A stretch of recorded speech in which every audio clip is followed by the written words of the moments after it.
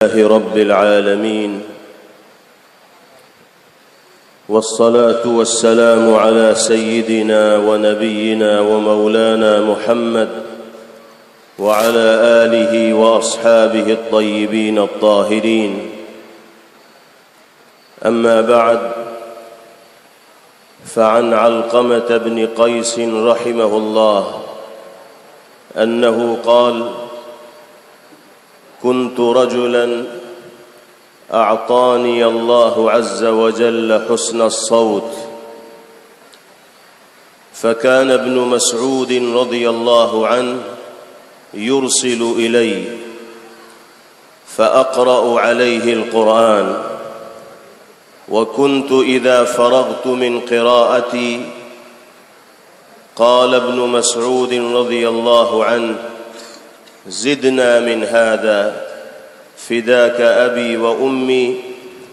فإني سمعت رسول الله صلى الله عليه وسلم يقول: حسن الصوت زينة القرآن، أو كما قال صلى الله عليه وسلم. ہمارے استاد محترم، استاد الاساتذہ،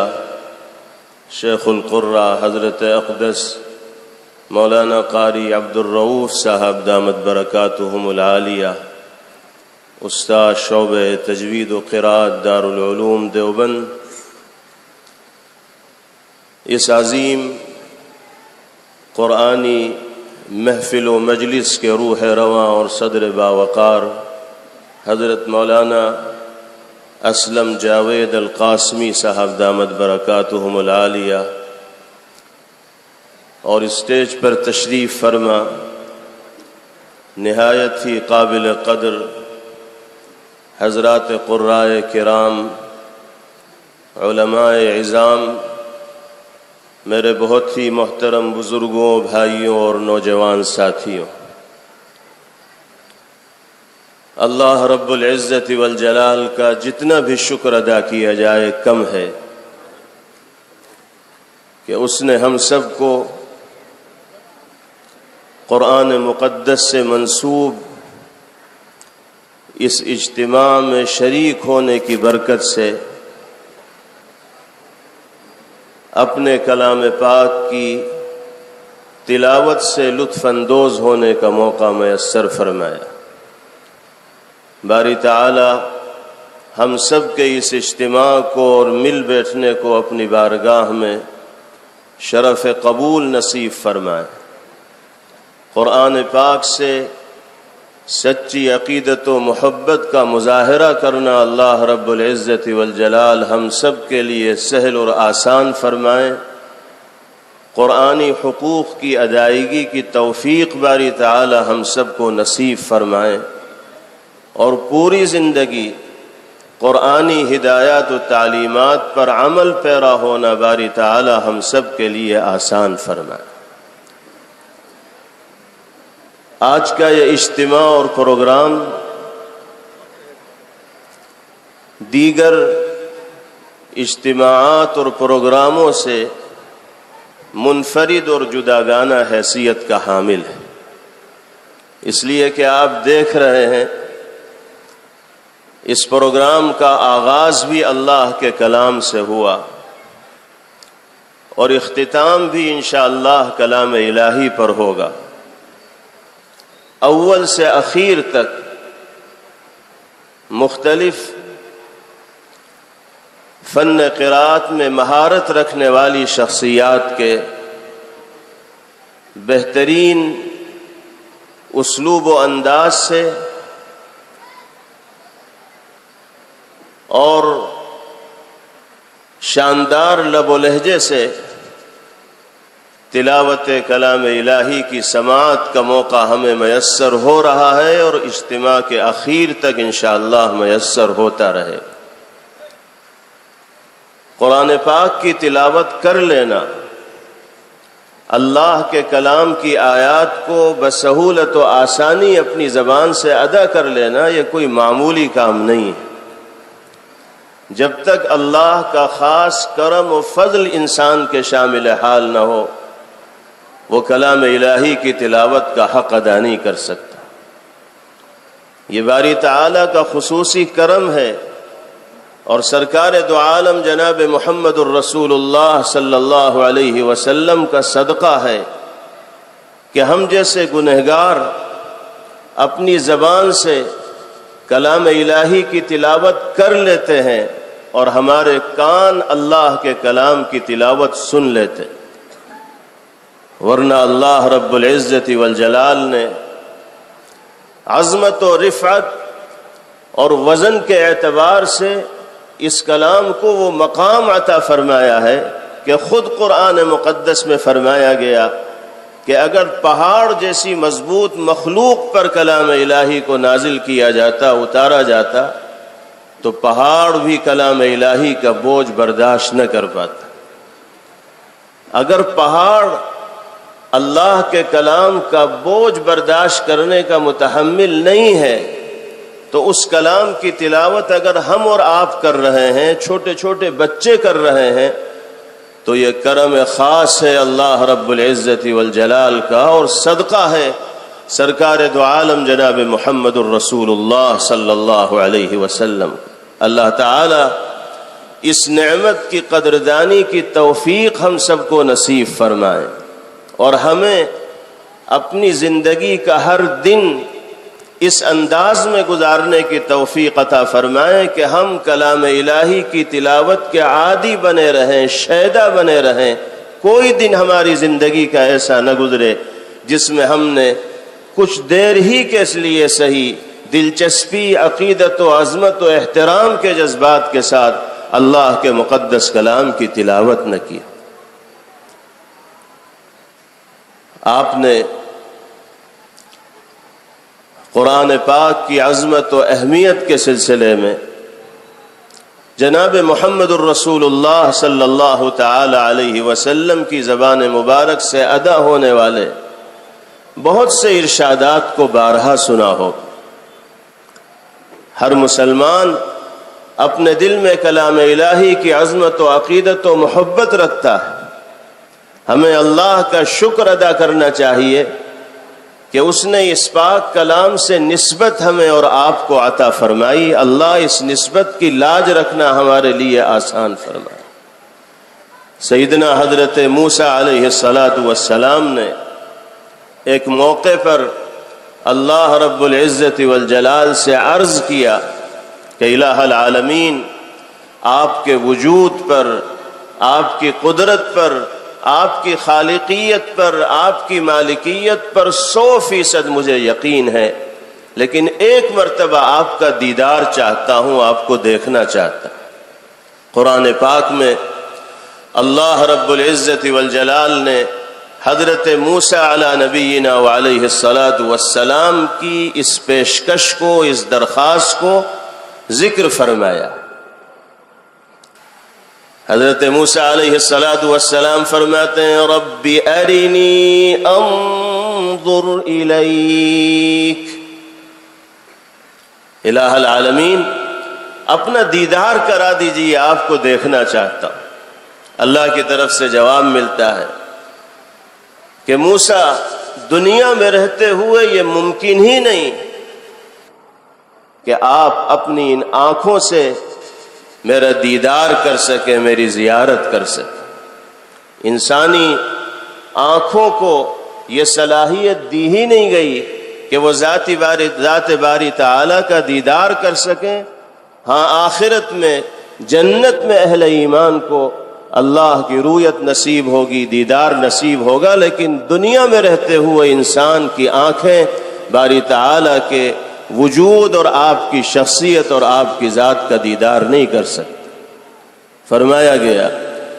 قال لن ترانی ولكن انظر الى الجبل فإن استقر مكانه فسوف ترانی، موسیٰ آپ نہیں دیکھ سکتے، لیکن اتمام حجت کے طور پر فرمایا گیا کہ جو پہاڑ آپ کے سامنے موجود ہے، آپ اس پر اپنی نگاہیں جمائیے، میں اپنے انوار و تجلیات کو اس پہاڑ پر ڈالوں گا،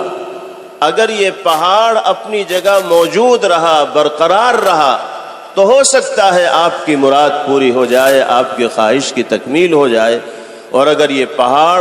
میرے انوار و تجلیات کے بوجھ ہی کو نہ برداشت کر سکے تو پھر آپ خود فیصلہ کیجئے گا کہ آپ کی درخواست منظور ہونے کے لائق ہے یا نہیں۔ فَلَمَّا تَجَلَّى رَبُّهُ لِلْجَبَلِ جَعَلَهُ دَكًّا وَخَرَّ مُوسَى صَعِقًا، جب باری تعالیٰ نے اپنے انوار و تجلیات کو اس پہاڑ کے اوپر ڈالا تو پہاڑ تو ریزہ ریزہ ہو گیا، چکنا چور ہو گیا، اور حضرت موسیٰ علی نبینا وعلیہ السلام اس منظر کی تاب نہ لا سکے اور بے ہوش ہو کر زمین پر گر گئے۔ فَلَمَّا أَفَاقَ قَالَ سُبْحَانَكَ تُبْتُ إِلَيْكَ وَأَنَا أَوَّلُ الْمُؤْمِنِينَ۔ پھر جب حضرت موسیٰ علیہ السلام کے ہوش و حواس صحیح ہوئے، افاقہ ہوا، اس کیفیت سے باہر نکلے، تو احساس ہوا کہ جو درخواست باری تعالیٰ کی بارگاہ میں پیش کی جا رہی تھی وہ منظور ہونے کے لائق تھی ہی نہیں۔ اس لیے اللہ کی پاکی، اس کی عظمت، اس کی بزرگی اور اس کی تقدیس بیان فرمائی، اور اللہ کی بارگاہ میں عرض کیا کہ الہ العالمین، میں توبہ کرتا ہوں، آپ کی جانب رجوع ہوتا ہوں، اور میں پہل آپ کی ہدایات پر، آپ کی تعلیمات پر، آپ کی نصائح پر عمل کرنے والا اور ایمان لانے والا۔ اس آیت مبارکہ کی تفسیر فرماتے ہوئے حضرات علماء کرام نے اس کی وضاحت کی ہے کہ اللہ کے انوار و تجلیات کے مرکز کا دیدار موسیٰ علیہ السلام نہ کر سکے، اور قرآن جو اللہ کی ذات سے براہ راست صادر ہونے والا کلام ہے، اس کی تلاوت اگر ہم اور آپ کر لیتے ہیں اور اس کی سماعت اگر ہم اور آپ کر لیتے ہیں تو یہ اللہ کا خاص کرم ہے، اور جناب محمد الرسول اللہ صلی اللہ علیہ وسلم کا صدقہ اور طفیل ہے کہ اللہ نے اپنی ذات سے براہ راست صادر ہونے والے کلام کو پڑھنا بھی ہمارے لیے آسان فرما دیا، اور سننے کی توفیق بھی باری تعالیٰ نے میسر فرما دی۔ اتنے عظیم شرف سے جب اللہ نے نوازا ہے تو ہم سب کی یہ ذمہ داری اور فریضہ ہے کہ ہم تلاوت کلام الہی کو اپنی زندگی کا جز بنائیں، دلچسپی، عظمت و عقیدت کے جذبات کے ساتھ اللہ کے کلام کی تلاوت بھی کریں، اور باری تعالیٰ کے کلام کی سماعت کا بھی حق ادا کرنے کی کوشش کریں، آیات قرآنیہ کے معانی اور مفاہیم کو بھی سمجھنے کی کوشش کریں، اور پھر قرآنی ہدایات اور تقاضوں کے مطابق زندگی گزارنا بھی اپنے لیے لازم و ضروری جانیں۔ قرآنی حقوق میں سے ایک اہم حق یہ ہے کہ جس انداز میں پیغمبر علیہ السلام نے امت کو قرآن پاک کی تلاوت کا سلیقہ سکھایا ہے، اسی انداز میں کلام الہی کی تلاوت کی ہر ممکن کوشش کی جائے۔ یہ اعجاز ہے جناب محمد الرسول اللہ صلی اللہ علیہ وسلم کا۔ اللہ تعالیٰ نے علمی معجزے کی شکل میں قرآن پاک کی حیثیت سے وہ کتاب انقلاب پیغمبر علیہ السلام کو عطا فرمائی، جو صدیوں سے دنیا میں ہر اعتبار سے اپنی عظمت کا سکہ بٹھائے ہوئے ہے، اور جب تک یہ دنیا قائم رہے گی قرآن مقدس عظمت و رفعت کی اسی بلندی کے اوپر فائز رہے گا۔ اللہ نے جو مقام رفعت اپنے اس کلام کو عطا فرمایا ہے، اس کا بال بیکا کرنے والی دنیا کے اندر کوئی طاقت نہیں۔ ہاں، سازشیں کرنے والے ہر زمانے میں آتے ہیں، قرآن پاک کے خلاف منصوبہ بندیاں ہوتی ہیں، قرآن پاک کے سلسلے میں اعتماد و عقیدت کے جو جذبات ہیں اہل ایمان کے دلوں میں، ان کو کمزور سے کمزور تر کرنے کی کوشش کی جاتی ہے، قرآنی آیات کو بھی نشانہ بنایا جاتا ہے، قرآنی مطالبات کو بھی موضوع بحث بنایا جاتا ہے، لیکن تاریخ گواہ ہے کہ ہر دور میں قرآن پاک صداقت کی ایسی چٹان بن کر ظاہر ہوا کہ جو اس سے ٹکرایا پاش پاش ہو گیا۔ قرآن پر تبصرے کرنے والے، قرآن کے سلسلے میں نازیبہ زبان استعمال کرنے والے، قرآن کی عظمت و حقانیت کو تسلیم نہ کرنے والے دنیا سے ناپید ہو گئے۔ آج ان کو کوئی جاننے والا نہیں، اور اللہ نے اپنے اس مقدس کلام کو زندہ و جاوید بنا رکھا ہے، اور انشاءاللہ مستقبل میں بھی اللہ کا یہ کلام زندہ و جاوید رہے گا اور اپنی عظمت و رفعت کا ڈنکا بجاتا رہے گا۔ اللہ تعالیٰ نے اس کلام مقدس سے وابستگی کی دولت سے ہم سب کو سرفراز فرمایا ہے، مالا مال فرمایا ہے۔ جن الفاظ کے ساتھ پیغمبر علیہ السلام نے یہ کلام امت کے درمیان متعارف کرایا، جس لب و لہجے کے ساتھ پیغمبر علیہ السلام نے اس کلام کو امت کے درمیان تلاوت فرمایا، جس اسلوب و انداز میں پیغمبر علیہ السلام نے اس کلام مقدس کی تلاوت فرمائی، اللہ نے ہر اعتبار سے اپنے کلام پاک کی حفاظت کا نظم فرما رکھا ہے، اور بالکل اسی طرز و انداز اور لب و لہجے کے ساتھ آج بھی کلام الہی کی تلاوت کی جاتی ہے، اور صبح قیامت تک کلام الہی کی اسی انداز میں انشاءاللہ تلاوت کی جاتی رہے گی۔ ہم نے مختلف حضرات قرائے کرام کی زبانی بہترین اسلوب و انداز میں اور شاندار طرز ادا کے ساتھ ابھی قرآن پاک کی تلاوت سنی ہے، اور انشاءاللہ کچھ دیر کے بعد دیگر قرائے کرام کی تلاوت بھی ہم سنیں گے۔ یہ وہ حضرات ہیں جن کو اللہ رب العزت والجلال نے اسلوب قرآنی لب و لہجے اور آیات قرآنیہ کی ادائیگی کے طریقے کے محافظ کے طور پر دنیا کے اندر پیدا فرمایا ہے، اور اسی طرح کے مجودین و قراء کے ذریعے باری تعالیٰ نے اپنے کلام مقدس کے اسلوب، لب و لہجے اور طرز ادا کی حفاظت کا نظم کیا۔ کوشش کرنی چاہیے ہر مسلمان کو کہ وہ تلاوت کا عادی ہو اور اسی لب و لہجے اور طرز ادا کے ساتھ تلاوت کرے جو لب و لہجہ اور طرز ادا جناب رسول اللہ صلی اللہ علیہ وسلم نے متعارف کرایا ہے۔ یہ چیز مطلوب ہے کہ بہترین انداز میں قرآن پاک کی تلاوت کی کوشش کی جائے۔ حضرت علقمہ ابن قیس رحمہ اللہ فرماتے ہیں کہ اللہ رب العزت والجلال نے مجھے حسن صوت کی دولت سے نوازا تھا، اچھی آواز عطا فرمائی تھی، شاندار لہجہ مرحمت فرمایا تھا۔ تو حضرت عبداللہ ابن مسعود رضی اللہ تعالیٰ عنہ مجھے بلوایا کرتے تھے اور مجھ سے قرآن پاک کی تلاوت سنا کرتے تھے، کیونکہ یہ معمول سرکار دو عالم جناب محمد الرسول اللہ صلی اللہ علیہ وسلم کا بھی تھا۔ نبی کریم علیہ السلام جہاں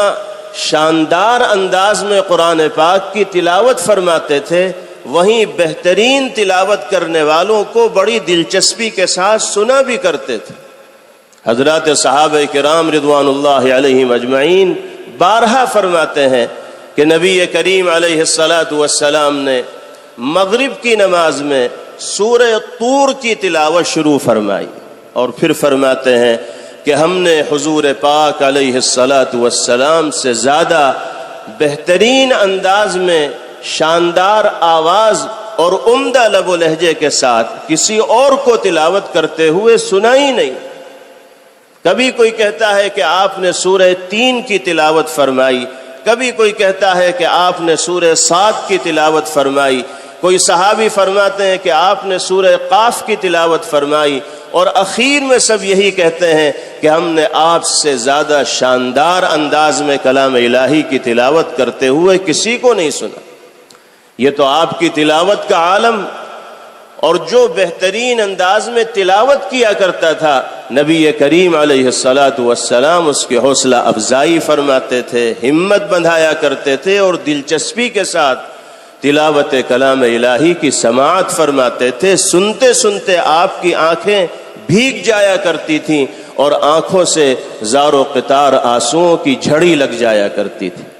یہی طریقہ عبداللہ ابن مسعود رضی اللہ عنہ نے بھی اختیار فرما رکھا ہے، خود بھی شاندار تلاوت فرماتے تھے، لیکن علقمہ ابن قیس رحمہ اللہ فرماتے ہیں کہ اللہ نے مجھے بھی بہترین تلاوت کا ملکہ عطا فرمایا تھا تو ابن مسعود رضی اللہ عنہ مجھے بلواتے تھے اور قرآن پاک سنا کرتے تھے۔ فَأَقْرَأُ عَلَيْهِ الْقُرْآنَ، میں قرآن پاک کی تلاوت حضرت کی موجودگی میں کیا کرتا تھا۔ جب میں تلاوت کر کے فارغ ہو جاتا، رک جاتا، تو حضرت فرماتے زدنا من هذا، علقمہ اور پڑھو اور پڑھو، اور پھر فرماتے فداک ابی و امی، علقمہ میرے ماں باپ تم پر فدا ہوں، میں زیادہ پڑھنے کی درخواست تم سے اس لیے کر رہا ہوں کیونکہ میں نے سرکار دو عالم جناب محمد الرسول اللہ صلی اللہ علیہ وسلم کو یہ ارشاد فرماتے ہوئے سنا، حسن الصوت زینت القرآن، بہترین آواز اور شاندار لب و لہجے کے ساتھ قرآن پاک کی تلاوت کرنا یہ قرآن پاک کی زینت ہے، قرآن پاک کا زیور ہے، قرآن کو آراستہ کرنے کا ذریعہ۔ حضور پاک علیہ السلام کا یہ مبارک جملہ امت کو اس بات کی ترغیب دے رہا ہے کہ ہم میں سے ہر فرد اسی انداز میں قرآن پاک کی تلاوت کا سلیقہ سیکھنے کی کوشش کرے جو انداز جبرائیل علیہ السلام نے پیغمبر علیہ السلام کو سکھلایا، اور جس کو حضور پاک علیہ السلام نے صحابہ کرام رضوان اللہ علیہم اجمعین کے درمیان متعارف فرمایا، اور ان کے ذریعے سے ساری دنیا میں وہ طرز ادا، اسلوب اور لب و لہجہ عام ہوا، اور اللہ کے کرم سے آج تک وہ تمام کی تمام چیزیں محفوظ ہیں اور انشاءاللہ صبح قیامت تک محفوظ رہیں۔ قرات کی جو محفلیں منعقد ہوتی ہیں، دور دراز سے حضرات قرائے کرام کو دعوت اسٹیج دی جاتی ہے اور وہ ہم سب کے درمیان شاندار انداز میں قرآن پاک کی تلاوت فرماتے ہیں۔ ان قرآنی اجتماعات کا مقصود یہی ہے کہ اس حوالے سے ہمارے سماج و معاشرے کے اندر بیداری کی لہر دوڑے، بیداری کی فضا قائم ہو، ہم اور ہماری نسلیں راغب ہوں اس جانب کہ ہم قرآن پاک کی صحیح تلاوت کرنے والے بنیں، ایسی تلاوت جو دلوں پر اثر کرنے والی ہو، دلچسپی کے ساتھ پڑھیں اور دلچسپی کے ساتھ سنیں۔ ایک مرتبہ جناب رسول اللہ صلی اللہ علیہ وسلم حضرت عائشہ صدیقہ رضی اللہ تعالی عنہا کے ساتھ تشریف لے جا رہے تھے، راستے کے کنارے تلاوت کلام الہی کی آواز پیغمبر علیہ السلام کو سنائی دی تو آپ ٹھہر گئے۔ حضرت ابو موسیٰ اشعری رضی اللہ تعالی عنہ گھر میں تلاوت فرما رہے تھے، نماز پڑھ رہے، پیغمبر علیہ السلام باہر کھڑے کان لگا کر بڑی توجہ کے ساتھ ان کی تلاوت سنتے رہے۔ صبح کو ابو موسیٰ اشعری رضی اللہ عنہ سے ملاقات ہوئی تو پیغمبر علیہ السلام نے فرمایا کہ ابو موسیٰ، رات میں نے تمہاری تلاوت سنی اور مجھے بہت پسند آئی، لقد اوتیت مزمارا من مزامیر آل داؤد، تمہیں تو حضرت داؤد علیہ السلام جیسا ساز عطا کیا گیا ہے، ان کی آل کو اللہ نے کلام الہی کی تلاوت کا جو سلیقہ عطا فرمایا تھا اسی کا حصہ تمہیں ملا ہے، بڑی پرکشش انداز میں تم قرآن پاک کی تلاوت کرتے ہو۔ حضرت ابو موسیٰ اشعری رضی اللہ تعالی عنہ نے عرض کیا، پوچھا کہ یا رسول اللہ کیا آپ نے خود میری تلاوت سنی ہے؟ حضور پاک علیہ السلام نے فرمایا کہ جی ہاں میں نے خود سنی۔ حضرت ابو موسیٰ اشعری رضی اللہ عنہ رونے لگے اور ارشاد فرمایا، واللہ لقد علمت لو علمت یا رسول اللہ لحبرتہ لک تحبیرا، عرض کیا بخدا یا رسول اللہ رات اگر مجھے پتہ چل جاتا کہ آپ میری تلاوت سن رہے ہیں تو میں اور زیادہ خوبصورت انداز میں قرآن پاک کی تلاوت کی کوشش کرتا، اور زیادہ آراستہ کر کے آیات قرآنیہ کی آپ کے سامنے تلاوت کرتا۔ اس سے یہ معلوم ہوا کہ اگر اللہ کی رضا کے جذبے کو پیش نظر رکھ کر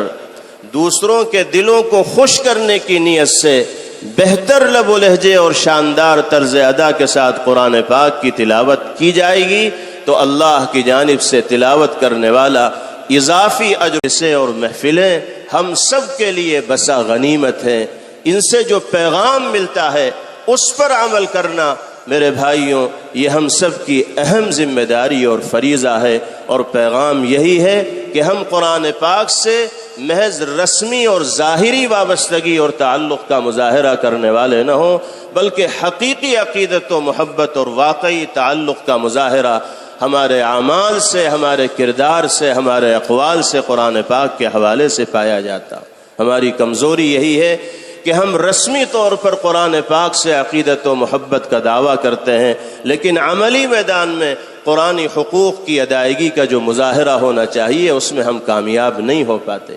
اگر ہم اللہ کے کلام کو مضبوطی کے ساتھ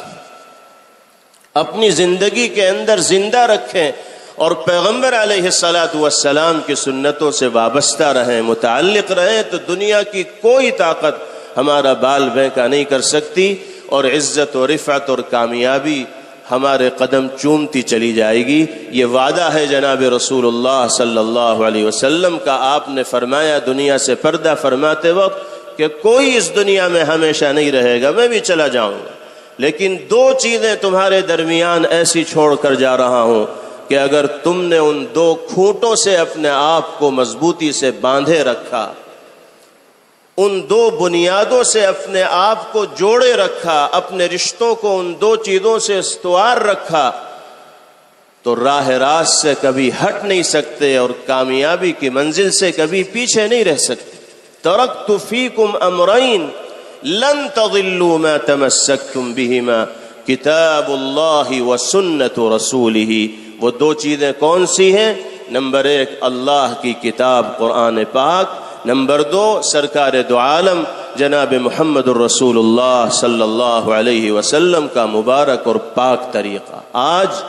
انفرادی یا اجتماعی طور پر جس طرح کے حالات سے ہم دوچار ہیں اور جس طرح کے مسائل کا ہمیں اپنے اس ملک ہی میں نہیں ساری دنیا میں سامنا کرنا پڑ رہا ہے، اس میں جہاں اسلام دشمن طاقتوں کی سازشوں کا اور ہمارے خلاف منصوبہ بندیوں کا دخل ہے، وہیں اس طرح کے حالات کے رونما ہونے کا بڑا سبب قرآن پاک سے دوری اور جناب محمد الرسول اللہ صلی اللہ تعالی علیہ وسلم کے احکامات و فرامین سے اعراض ہے اور منہ موڑنا ہے۔ اگر قرآن سے ہم جڑ جائیں گے اور سنتوں سے اپنی زندگی کو منور کرنے والے بنیں گے تو اللہ دونوں جہاں کی عزت و رفعت اور شان و شوکت سے ہم سب کو سرفراز فرمائیں گے۔ پیغمبر علیہ الصلاۃ والسلام نے قرآن پاک سے دوری رکھنے والوں کے سلسلے میں وعید بھرا ایسا جملہ ارشاد فرمایا ہے کہ جس کے دل میں معمولی رمق بھی ایمان کے حوالے سے پائی جا رہی ہوگی، وہ آپ کے اس جملے کو سن کر پھر قرآن سے دوری نہیں بنائے گی۔ تفصیلی حدیث ہے جس میں آپ نے ارشاد فرمایا من ترکہ من جبار قسمہ اللہ ومن ابتغى الہدى فی غیرہ اضلہ اللہ۔ جو سرکش قرآن سے غافل ہو کر زندگی گزارے گا، قرآن کی تلاوت سے منہ موڑ کر زندگی گزارے گا، قرآنی ہدایات اور تقاضوں پر عمل کرنے سے غافل ہو کر زندگی گزارے گا، قرآن سے اپنے رشتے کو توڑ کر زندگی گزارے گا، قسمہ اللہ، اللہ ایسے سرکش کو ریزہ ریزہ کر دیں گے، پاش پاش کر دیں گے، نیست و نابود کر دیں گے۔ وَمَنِ ابْتَغَى الْهُدَى فِي غَيْرِهِ أَضَلَّهُ اللَّهُ، اور جو قرآن کے علاوہ کسی اور ذریعے کے ذریعے کامیابی تک پہنچنا چاہتا ہو تو کامیابی پھر اس کا مقدر نہیں بن پائے گی، ضلالت و گمراہی کے دلدل میں وہ پھنستا چلا جائے گا۔ اللہ نے ہمیں قرآن کی نسبت پر یہاں جمع ہونے کا موقع میسر فرمایا، ہم یہاں سے یہ عزم کر کے جائیں، یہ عہد کر کے جائیں کہ خود بھی قرآنی حقوق کی ادائیگی کا اہتمام کریں گے، اپنے گھروں کو بھی انوار قرآنیہ سے منور کریں گے، اور آنے والی نسلوں کو بھی قرآن پاک سے وابستگی کا ایسا جذبہ عطا کر کے جائیں گے کہ وہ جان دینا تو گوارا کر لیں، لیکن قرآن و سنت سے دوری کو ایک لمحے کے لیے بھی برداشت کرنے والے اور گوارا کرنے والے نہ۔ حضور پاک علیہ الصلاۃ والسلام نے قرآن پاک کی تلاوت کی عظمت و فضیلت کو بیان کرتے ہوئے ارشاد فرمایا من شغلہ القرآن عن ذکری ومسألتی اعطیتہ افضل ما اعطی السائلین، جس آدمی کو قرآن پاک کی تلاوت نے میرے ذکر سے مشغول کر دیا، میرے سامنے دست سوال دراز کرنے سے مشغول کر دیا، یعنی وہ تلاوت میں لگا ہوا ہے، نہ اسے سبحان اللہ کہنے کا موقع مل رہا ہے، نہ الحمدللہ کہنے کا موقع مل رہا ہے، نہ اللہ اکبر کی تسبیح پڑھ رہا ہے، نہ میرے سامنے ہاتھ پھیلا کر دعا کر رہا ہے۔ اللہ فرماتے ہیں اعطیتہ افضل ما اعطی السائلین، محض قرآن کی تلاوت کی بدولت میں اس کی جھولی ایسی بھروں گا کہ سوال کرنے والوں کو میں اتنا نہیں دوں گا جتنا اپنے کلام کی تلاوت کرنے والے کو بن مانگے عطا کروں۔ اسے پھر سوال کرنے کی ضرورت نہیں ہوگی، بغیر مانگے اللہ اس کی جھولی بھرتے چلے جائیں گے۔ اور اس کے بعد فرمایا وَفَضْلُ كَلَامِ اللَّهِ عَلَى سَائِرِ الْكَلَامِ كَفَضْلِ اللَّهِ عَزَّ وَجَلَّ عَلَى خَلْقِ، اللہ کے کلام کی فضیلت تمام کلاموں کے اوپر ایسی ہے جیسے اللہ رب العزت والجلال کی فضیلت اپنی مخلوق پر۔ کہاں اللہ جو خالق ہیں اور کہاں مخلوق، دونوں کے درمیان کوئی موازنہ نہیں ہو سکتا۔ اللہ پاک ارشاد فرما رہے ہیں کہ جیسے اللہ کی فضیلت مخلوق پر ہے، ایسے ہی اللہ کے کلام کی فضیلت دیگر کلاموں پر ہے۔ اللہ نے ہمیں اس کلام کی حقانیت و صداقت پر ایمان لانے کا موقع مرحمت فرمایا ہے۔ باری تعالیٰ اس کے حق کی ادائیگی بھی ہم سب کے لیے سہل اور آسان فرمائے، اور اس اجتماع قرآنی کو اللہ ہر اعتبار سے مفید و نافع اور بامقصد بنائے، اور ہم سب کو، پورے علاقے کو، پورے شہر کو قرآن پاک سے وابستہ ہو کر زندگی گزارنے کی توفیق نصیب فرمائے۔ اس اجلاس کے روح رواں حضرت مولانا اسلم جاوید صاحب اور ان کے دیگر اعوان و انصار اور وہ نوجوان و بزرگ جنہوں نے اس پروگرام کے انعقاد میں کسی بھی طرح کی جد و جہد کی ہے، کوشش کی ہے، معاونت کی ہے، اللہ سب کو اپنی شان عالی کے مطابق بہترین بدلہ اور جزا نصیب فرمائے۔ اور ہمارے وہ مہمانان کرام جو کئی گھنٹوں کا سفر کر کے آپ کے درمیان یہاں تشریف لائے، اللہ ان سب کو بھی جزائے خیر مرحمت فرمائے اور ان کی عمروں میں صحت و عافیت کے ساتھ برکت نصیب فرمائے۔ وآخر دعوانا ان الحمد للہ رب العالمین۔